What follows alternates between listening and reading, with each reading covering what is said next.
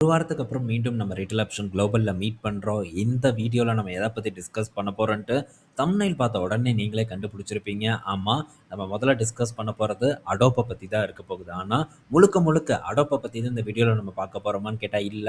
இன்னும் சில பங்குகள் நம்ம ஆல்ரெடி ஃபாலோ பண்ணிட்டு இருக்கக்கூடிய பங்குகள் பற்றியான அப்டேட்டும் இந்த வீடியோல நம்ம டிஸ்கஸ் பண்ண போறோம். ஒன்னொன்னா நம்ம பார்ப்போம். முதல்ல நம்ம அடோப்ப பத்தி பார்த்துருவோம். ஏன்னா, இப்போதைக்கு ஒரு பெரிய தலைவலியில இருக்கக்கூடிய ஒரு நிறுவனமா இந்த அடோப் தான் இருக்கு.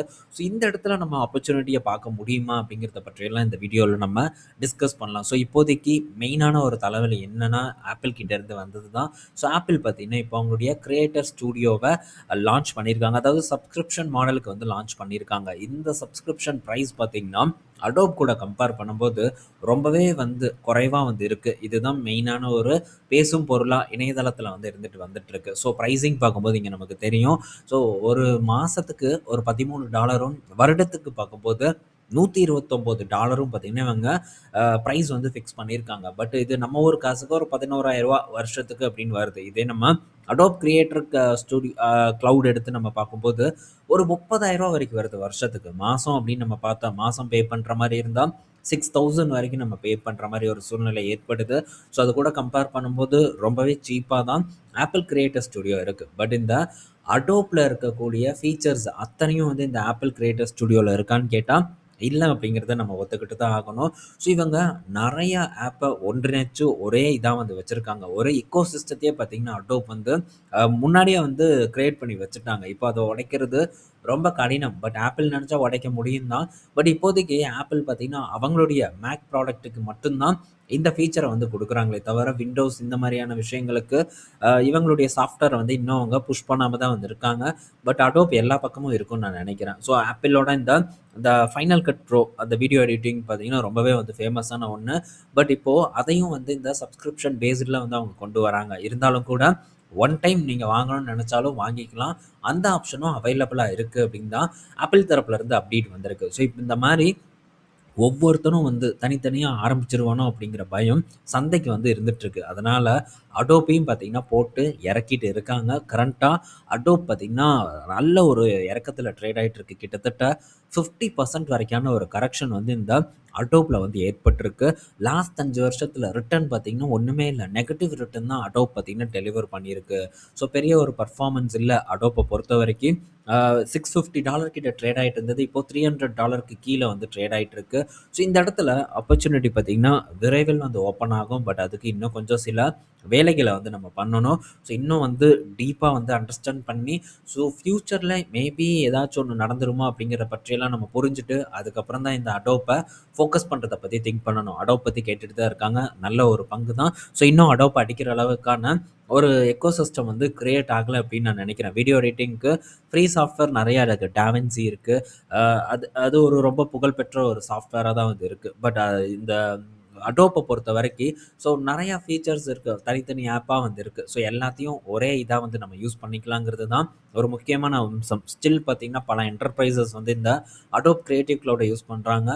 நெறைய இண்டிவிஜுவல் யூடியூபர்ஸ் பார்க்கும்போதும் அடோப் கிரியேட்டிவ் கிளவுட தான் யூஸ் பண்றாங்க. 1000 தான். நானே நெறைய பேர பார்த்துருக்கேன்.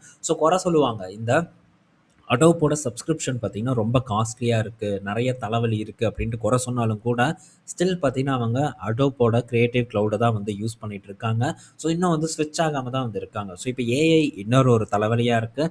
பல புது புது ஆப் எல்லாம் பார்த்தீங்கன்னா, இந்த ஏஐ மூலியமா எடிட் பண்றது கூட இருக்காது. இந்த டெக்ஸ்ட் டூ வீடியோ அப்படிங்கிற ஒரு ஃபார்மட் பார்த்தீங்கன்னா, இப்போ ரொம்பவே ஃபேமஸ் ஆயிட்டு வந்துட்டுருக்கு. இதெல்லாம் அடோப்க்கு ஒரு பெரிய தலைவலியா இருக்குன்ட்டு மார்க்கெட் எண்ணுது. பட் இவங்க கிட்ட அந்த ஃபயர்ஃப்ளை இருக்கு. அதுவும் பார்த்தீங்கன்னா, இப்போ அப்படியே கொஞ்சம் கொஞ்சமா எவால்வ் ஆயிட்டு வந்துட்டுருக்கு. இன்னும் அட்வான்ஸ்டா கொண்டு போயிட்டு இருக்காங்க. ஃபியூச்சர்ல இதுக்கேற்ற மாரி அடோப்பும் இருப்பாங்க அப்படிங்கிற ஒரு எதிர்பார்ப்பு அதிகமாவே வந்திருக்கு. இப்பவே இருக்காங்க. இது இன்னும் அவங்க ஃபியூச்சர்ல நல்லா காம்படிட்டிவாவும் பண்ணுவாங்க அப்படிங்கிற ஒரு நம்பிக்கை எனக்கு இருக்கு. இன்னும் சில விஷயங்கள நம்ம பார்க்கணும். ஸ்டில் அடோப்ல பார்த்தீங்கன்னா, எந்த விதமான ரெவென்யூ டிக்ளைன் இல்ல. அதே மாரி ப்ராஃபிட் குரோத்தும் நல்லாவே தான் வந்துட்டுருக்கு. அப்படி இருந்தும் கூட பங்குல பெரிய அளவுக்கான முன்னேற்றம் இல்ல. கிட்டத்தட்ட 50% வரைக்கான கரெக்ஷன் 5 வருஷத்துல எந்த ஒரு ரிட்டர்னும் இல்ல. மல்டி இயர் லோல அடோப் ட்ரேட் ஆயிட்டு இருக்கு.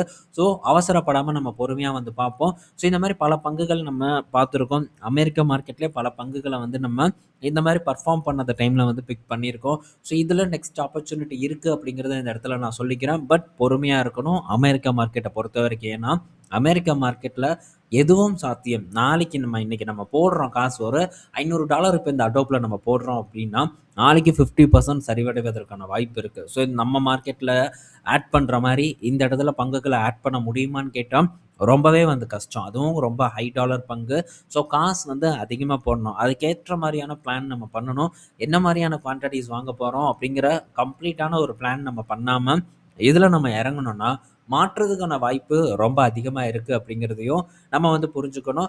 ஸோ விரைவில் நான் என்ன பண்றேன் அப்படிங்கிற பிளானோட வந்து உங்கள நான் மீட் பண்றேன். ஒன்ஸ் வந்து எனக்கு இந்த இடத்துல ஆப்பர்ச்சுனிட்டி ஓப்பன் ஆகும்போது, அத பத்தி நான் டிஸ்கஸ் பண்றேன் இடைப்பட்ட டைம்ல.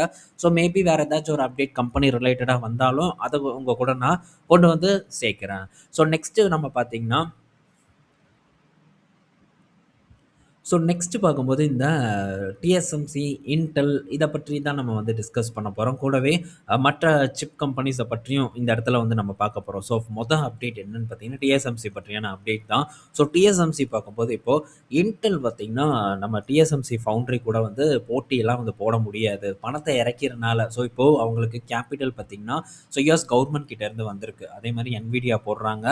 இவங்கலாம் வந்து பணத்த உள்ள இறக்கிறனால அவங்களும் சிப் புரொடக்ஷன்ல அவங்க பார்த்தீங்கன்னா, நல்லா வந்து இன்வெஸ்ட்மென்ட் பண்ணிட்டு இருக்காங்க. இப்படியெல்லாம் பண்றதுனால டிஎஸ்எம்சிய வந்து ஒண்ணும் பண்ண முடியாதுன்ட்டு டிஎஸ்எம்சியோட சிஇஓ பார்த்தீங்கன்னா, இப்போ ஒரு பரபரப்பான ஒரு ஒரு ஸ்டேட்மெண்ட்ட வந்து குடுத்துருக்காங்க.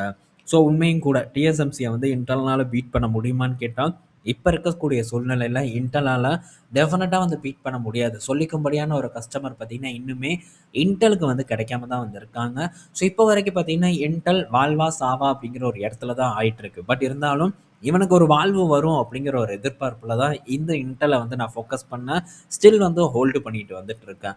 இப்போ டிஎஸ்எம்சிக்கு இருக்கக்கூடிய ஒரு முக்கியமான ஒரு ப்ராப்ளம் என்ன அப்படின்னு நம்ம பார்த்தோம்னா, இப்போ ஆப்பிள் பார்த்தீங்கன்னா, அவங்களுக்கு முக்கியமான ஒரு கஸ்டமரா இல்லாம போயிட்டாங்க. குறிப்பா என்விடியா அண்ட் இந்த பிராட்காம் இவங்க 2 பேரும் தான் மெயினான ஒரு கஸ்டமரா இப்போ இந்த டிஎஸ்எம்சிக்கு வந்து இருந்துட்டு வந்துட்டு இருக்காங்க. அதுவுமே பார்த்தீங்கன்னா, என்விடியா அண்ட் பிராட்காமோட கம்ப்ளீட் எல்லா ஆர்டரையும் வந்து எங்களாலலாம் வந்து பூர்த்தி பண்ண முடியாது அப்படின்ட்டு ஓப்பன் ஸ்டேட்மெண்ட்டா குடுத்துருக்காங்க. ஆல்ரெடி இவங்களுக்கு வரக்கூடிய ஆர்டர்ஸ் எல்லாமே பார்த்தீங்கன்னா, அவுட் சோர்ஸ் பண்ணிட்டு இருக்காங்க. டிஎஸ்எம்சி ரிலேட்டடான கம்பெனிஸ்க்கு வந்து அவுட் சோர்ஸ் வந்து பண்ணிட்டு இருக்காங்க. ஏன்னா, இவங்களுக்கு கசகசன்னு ஆர்டர் வந்துட்டு இருக்கு. அத அவங்களால பூர்த்தி பண்ண முடிய மாட்டேங்குது. அது மட்டும் இல்லாம இன்வெஸ்ட்மென்ட்டும் நெறைய பண்றாங்க. அடுத்த ஒரு மேனுஃபேக்சரிங் ஃபெசிலிட்டி அமைக்கிறதுக்கு கிட்டத்தட்ட ஒரு $50 பில்லியன் வரைக்கும் செலவு பண்ண போறதாவும் டிஎஸ்எம்சி வந்து தெரியப்படுத்தியிருக்காங்க. பட் இப்போதைக்கு கொஞ்சம் கஷ்டத்துல தான் போகுது. புரொடெக்ஷன் வந்து அவங்களால கம்ப்ளீட்டா வந்து பண்ண முடியாது. அப்படிப்பட்ட சூழ்நிலையில என்விடியாவோட ஆர்டரா இருக்கட்டும், இல்ல மற்ற கம்பெனிஸ் ஏதோ ஒரு கம்பெனிஸோட ஆர்டரா இருக்கட்டும், அது இன்டெலுக்கோ இல்ல சாம்சங்குக்கோ வருவதற்கான வாய்ப்பு அதிகமா இருக்குன்னு நான் நினைக்கிறேன். அப்படி பார்க்கும்போது இப்போ குவால்காம் பார்த்தீங்கன்னா, உங்களுடைய 2 நானோமீட்டர் சிப் கம்ப்ளீட் புரொடக்ஷன வந்து சாம்சங்குக்கு குடுக்க போறதாவும் டேட்டா வந்து குடுத்துருக்காங்க. ஆல்ரெடி அவங்களுக்கு குடுத்தாங்க. கம்ப்ளீட்டா பார்த்தீங்கன்னா, சாம்சங்க பேஸ் பண்ணி குவால்காம் இயங்க போறதாவும் ஒரு டேட்டா நம்ம வந்திருக்கு. நான் பார்த்திருந்தேன். இப்போ குவால்காம் அப்படி மூவ் பண்றதுல ஒரு ரீசன் என்ன? சாம்சங் பார்த்தீங்கன்னா, ஒரு பெரிய கஸ்டமர். இத பொறுத்தவரைக்கும், குவால்காம பொறுத்தவரைக்கும். மேபி இந்த ஆர்டர் அவங்களுக்கு போகலைன்னா, அவங்களுடைய ஓன் சிப்போ இல்ல மீடியாடெக்கோ வந்து அவங்க யூஸ் பண்ணாங்கன்னா, அது குவால்காமோட ஃபினான்ஷியல்ல பெரிய அளவுக்கான ஒரு அடிய ஏற்படுத்தும். ஸோ இதனால கூட அவங்க வந்து இந்த சாம்சங் ஃபவுண்டரிய வந்து சூஸ் பண்ணதுக்கான ஒரு ரீசனா இருக்கலாம் அப்படின்னு நான் நினைக்கிறேன். இன்டெலுக்கு ஆப்பிளோட அந்த மிட் ரேஞ்ச் சிப்புக்கான புரொடக்ஷன் ஆர்டரும் வந்து கிடைச்சிருக்கு. போக போக வந்து கிடைக்கும் அப்படின்னு தான் நான் எதிர்பார்க்குறேன். டிஎஸ்எம்சியோட கெப்பாசிட்டி கம்ப்ளீட்டா வந்து ஃபுல் ஆயிருச்சு. ஓவர்ஃப்ளோ ஆயிட்டு இருக்கு. அப்படி ஓவர்ஃப்ளோ ஆகக்கூடிய கான்ட்ராக்ட்ஸ் எல்லாம் இன்டெல் அண்ட் சாம்சங்குக்கு வருவதற்கான வாய்ப்பு அதிகமா இருக்கு. அது மட்டும் இல்லாம இன்டெலோட ஈல்டு பார்த்தீங்கன்னா, தொடர்ந்து உயர்ந்துட்டே வந்துட்டுருக்கு. இதுவும் வந்து இன்டெல பொறுத்தவரைக்கும் ஒரு நல்ல செய்தி. ட்ராக் பண்ணுவோம். இன்டெல் இப்போ ரீசென்ட்டா வந்து நல்லா வந்து இது பண்ண ஆரம்பிச்சுட்டாங்க. என்ன ப்ரொமோஷன் பண்ண ஆரம்பிச்சுட்டாங்க. ஸோ கொஞ்ச நாட்களுக்கு முன்னாடி, வருடங்களுக்கு முன்னாடி ஸோ ப்ரொமோஷன் ரொம்ப கம்மியா இருந்தது. அதே சமயத்தில AMDயோட ப்ரொமோஷன் வேற லெவல்ல இருந்தது. பட் இப்ப திரும்ப இன்டெல் ப்ரொமோஷன்ல கான்சன்ட்ரேட் பண்ண ஆரம்பிச்சுட்டாங்க. ஸோ இப்போ பேந்தர் லேக் வந்து லான்ச் பண்ணாங்க. நீங்க எடுத்து போய் பாருங்க. எல்லா பக்கமும் செக் பண்ணி பாருங்க. ஸோ இதுக்கு முன்னாடி இன்டெல கழுவி ஊத்துனவனுங்க எல்லாம் பார்த்தீங்கன்னா, இப்ப திரும்ப இன்டெல வந்து ப்ரமோட் பண்ண ஆரம்பிச்சுட்டாங்க. AMD கூட கம்பேர் பண்ணி AMDய டம்மி பண்றதுக்கான ஒரு வேலையும் இப்போ நடந்துட்டு இருக்கிறத நான் கண்கூடா பார்க்குறேன். பட் இதெல்லாம் வந்து ஓவர் நைட்ல நடந்துராது. இன்னும் சில வருடங்கள் நடக்கும், எடுக்கும். இன்டெல் திரும்ப பார்த்தீங்கன்னா, மார்க்கெட் ஷேர ரீகெயின் பண்றதுக்கு ஸோ பண்றாங்களாங்கிறத நம்ம வெயிட் பண்ணி வந்து பார்ப்போம். அடுத்து இன்டெலோட இன்னொரு ஒரு வேலைத்தனம் என்ன அப்படின்னு பார்த்தீங்கன்னா, ஸோ இன்டெல் வந்து Qualcommோட லீடர் இந்த GPU ப்ராசஸர் ரிலேட்டடான லீடர் பார்த்தீங்கன்னா, இன்டெல்ல வந்து ஜாயின் பண்ண போறதா ஒரு அப்டேட் வந்து குடுத்துருக்காங்க. இவர் கிட்டத்தட்ட 14 வருடம் பார்த்தீங்கன்னா, இந்த Qualcommல GPUவோட ஹெட்டா வந்து இருந்திருக்காங்க. அந்த Adreno அப்படின்ட்டு ஒண்ணு இருக்கும். எல்லாத்துக்கும் தெரியும்னு நான் நினைக்கிறேன். அந்த Qualcomm ப்ராசஸர்ல இருக்கக்கூடிய இன்டகிரேட்டட் GPU அதுல வந்து ஹெட் லெவல்ல இருந்த ஒருத்தர், இப்போ இன்டெல்க்கு உள்ள வரப்போறதா நமக்கு டேட்டா வந்திருக்கு. ஸோ GPUல எப்படி கான்சன்ட்ரேட் பண்ண போறாங்க அப்படிங்கிற ஒரு விஷயத்த இது வந்து சுட்டிக்காட்டுது. இது மட்டும் இல்ல. ரீசென்ட்டா TSMCல இருந்த ஒரு டாப் லெவல் எக்ஸிக்யூட்டிவையும் பார்த்தீங்கன்னா, இன்டெல் பார்த்தீங்கன்னா வாங்கியிருந்தாங்க. வாங்கியிருந்தாங்க மீன்ஸ் வேலைக்கு அமர்த்தியிருக்காங்க. ஸோ இதுவும் பார்த்தீங்கன்னா, இன்டெல் என்ன பண்ண போறாங்க? ஸோ அங்க இருக்கக்கூடிய டெக்னாலஜிய வாங்கி, ஸோ இன்டெல் பார்த்தீங்கன்னா, இன்னும் வந்து இம்ப்ரூவ் பண்ண போறாங்க அப்படிங்கிறது நமக்கு ஓரளவு பார்த்தீங்கன்னா புரிய வருது. இதெல்லாம் இன்டெல்லோட ஃபியூச்சருக்கு நல்லாருக்கும் அப்படின்னு தான் நான் எக்ஸ்பெக்ட் பண்றேன். ஸோ இந்த மாரி நம்ம பல விஷயங்களையும் வந்து தொடர்ந்து பார்த்துட்டே தான் வந்து இருக்கணும். இவர் பார்த்தீங்கன்னா, இதுக்கு முன்னாடி AMDல 2006ஓ 7ல இருந்தோ பார்த்தீங்கன்னா, ஒர்க் பண்ணிட்டு இருக்காரு. AITயோ ATIன்னு நான் நினைக்கிறேன். ஸோ அங்க பார்த்தீங்கன்னா, கிராஃபிக் இன்ஜினியரா வந்து இருந்திருக்காரு. ஸோ அந்த AITய பார்த்தீங்கன்னா, AMD வாங்குனதுக்கப்புறம் ஸோ AMDல ஒர்க் பண்ணிட்டு இருந்தாங்க. அதுக்கப்புறம் மொபைல் டிவிஷன பார்த்தீங்கன்னா, Snapdragon Qualcomm வந்து வாங்குனாங்க. AMD கிட்ட இருந்து. ஸோ அப்ப பார்த்தீங்கன்னா, இவர் இந்த Qualcommக்கு வந்து போயிருக்காரு. ஸோ தொடர்ந்து AMDலயும் பணியாற்றியிருக்காரு. இன்டெல்லையும் வந்து அதாவது Qualcommலயும் பணியாற்றியிருக்காரு. ஸோ அதே மாரி ஸ்னாப்டிராகனோட அட்ரினோ ஜிபியும் ரொம்பவே வந்து ஒரு பவர்ஃபுல்லான ஒரு ஜிபியோ தான். அதே மாரியான ஒரு விஷயத்த டேட்டா சென்டர்ல வந்து கொண்டு வருவாங்க அப்படிங்கிற ஒரு எதிர்பார்ப்பு இன்டெலுக்கு இருக்கு. ஸோ வெயிட் பண்ணி நம்ம பார்ப்போம். இன்டெல் இப்போதைக்கு நல்ல ஒரு பெர்ஃபார்மன்ஸ் குடுத்துட்டு இருக்கு. தொடருவதற்கான வாய்ப்பு இருக்குன்னு நான் நினைக்கிறேன். அமெரிக்கா கவர்ன்மெண்ட் அப்படியே விட்றாது அப்படிங்கிற எதிர்பார்ப்பும் அதிகமா வந்து இருக்கு. அடுத்தது பார்த்தீங்கன்னா, ஸோ நோவோ நார்டிஸ்க் கிட்ட இருந்து ஒரு அப்டேட் வந்திருக்கு. லாஸ்ட் ட்ரேடிங் செஷன்ல நோவோ நார்டிஸ்க் கிட்டத்தட்ட ஒரு 9, 8% வரைக்கான ஒரு ஏற்றத்த வந்து குடுத்திருந்தது. காரணம் பார்த்தீங்கன்னா, ஸோ லான்ச் பண்ண ஒரே வாரத்துல இந்த ஓரல் பில் பார்த்தீங்கன்னா, வீகோவி ஓரல் பில் பார்க்கும்போது 3071 பிரிஸ்கிரிப்ஷன் வந்து குடுத்திருக்கிறதா டேட்டா வந்து குடுத்திருக்காங்க. ஸோ தொடர்ந்து பார்த்தீங்கன்னா, இது வெறும் டாக்டர் பிரிஸ்கிரிப்ஷன் மட்டும் தான். ஆன்லைன் சேல்ஸ் என்ன அப்படிங்கிறது இன்னும் வந்து அவங்க வெளியிடல. ஸோ இப்போதைக்கு நல்ல ஒரு வரவேற்பு பார்த்தீங்கன்னா, இந்த ஓரல் பில்லுக்கு இருக்கு. ஸோ எலி லில்லியோட வெயிட் லாஸ் பில் வருவதற்கு ஏப்ரல் மாதம் ஆயிரும் அப்படின்னு எதிர்பார்க்கப்படுது.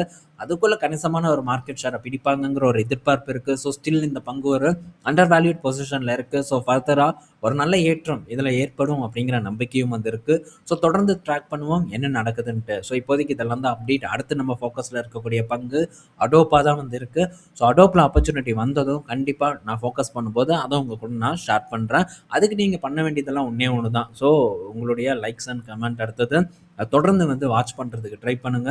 ஸோ அந்த மாதிரி தொடர்ந்து ஒரு ஆதரவு நமக்கு இதில் இருந்தால் மட்டும்தான் இதில் வீடியோ போடுறதுக்கான ஒரு இன்ட்ரெஸ்ட்டும் எனக்கு வரும். அதர்வைஸ் பார்த்தீங்கன்னா, ஸோ அது எனக்கு பெருசாக வரவே மாட்டேங்குது. இருந்த மாதிரி கூட இப்போ எனக்கு ஒரு இன்ட்ரெஸ்ட் இல்லாமல் வந்து இருக்குது. ஸோ அதனால் நீங்கள் கொடுக்கக்கூடிய ஆதரவு தான் நம்மளை அமெரிக்க மார்க்கெட்டில் அடுத்த கட்டத்துக்கு போகிறதுக்கு உதவிகரமாக இருக்கும். ஸோ நண்பர்கள் எல்லாரும் ஒன்றிணைந்து போகிறதுக்கு நான் சொல்கிறேன். ஸோ எனக்கு பர்சனலாக ஒரு நல்ல பர்ஃபார்மன்ஸ் பார்த்தீங்கன்னா அமெரிக்கா மார்க்கெட்டில் வந்து கிடச்சிருக்கு. ஸோ ருப்பி டேர்மில் பார்க்கும்போது கிட்டத்தட்ட 38% வரைக்கான ஒரு ரிட்டர்ன் பார்த்தீங்கன்னா எனக்கு அமெரிக்கா மார்க்கெட்டில் ரிட்டர்னாக வந்து கிடச்சிருக்கு. நான் எப்போ முதலீடு பண்ண ஆரம்பிச்சேன்னா அரௌண்ட் வந்து ஒரு 23 எண்டில் பார்த்தீங்கன்னா இந்த அமெரிக்கா மார்க்கெட்டில் முதலீடு பண்ண ஆரம்பித்தேன். ஸோ ஒரு நல்ல பர்ஃபார்மன்ஸ் பார்த்தீங்கன்னா கிடச்சிருக்கு. தொடர்ந்து ஆப்பர்ச்சுனிட்டிஸும் பார்த்தீங்கன்னா வந்துட்டுருக்கு. ஸோ இதுக்கெல்லாம் தேவை உங்களுடைய ஆதரவு அப்படிங்கிறத திரும்ப இந்த இடத்துல நான் சொல்லிக்கிறேன். ஒவ்வொன்றையும் நல்லா வந்து நம்ம டிஸ்கஸ் பண்ணுறதுக்கு ட்ரை பண்ணுவோம். ஸோ அடுத்த வீடியோவில் உங்களை நான் மீட் பண்ணுறேன். பாய் மக்களே.